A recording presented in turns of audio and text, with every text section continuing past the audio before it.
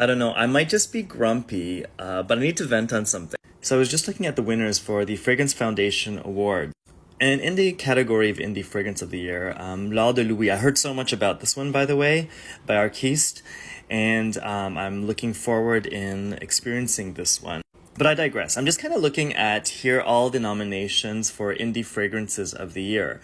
Now, if you look at who produced them, so you have here, like the winner here, which is a Givaudan fragrance, and then here you have an IFF fragrance, a Firmenich, Takasago, that's another big company, and another Firmenich. So these are the giants in terms of formulation and manufacturing of fragrances.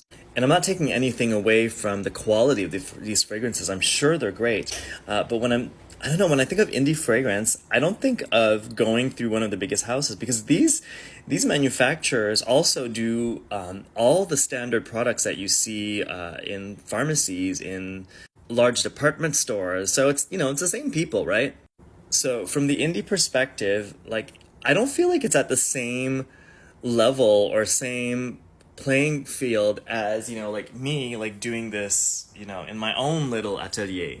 And like, don't get me wrong, a lot of these brands that are here, like, the Maker and Matière Première, I love all of these houses. But yeah, it's like, there's like a different tiers in terms of indie. And if you're going to go and work with a larger house, like at one point when I was starting my own brand, I was kind of on the fence where I was like, do I become more of a fragrance editor? And, I don't know, like for me in my artistic process, I was feeling a little bit icky as I was creating the brief that I was eventually going to send to one of these, large houses for formulation. And I was like, yeah, I feel that feels kind of icky. So I decided to take the long way in developing, my own signature and creating my own scent. So I went to school in learning how to formulate fragrances. And yeah, I took the long way. So obviously that's a personal artistic choice that I made that I fully assume.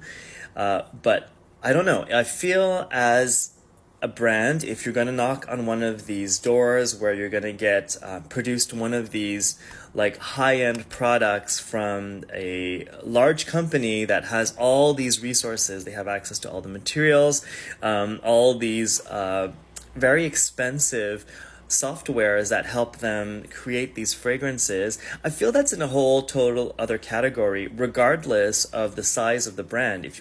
As soon as you do that, I feel like you're going into another category because irregardless, these companies produce also products that are for like the mainstream, et cetera, et cetera. So yeah, I'm looking at this listing and all of them went through one of these major houses. So yeah, doesn't feel very indie to me.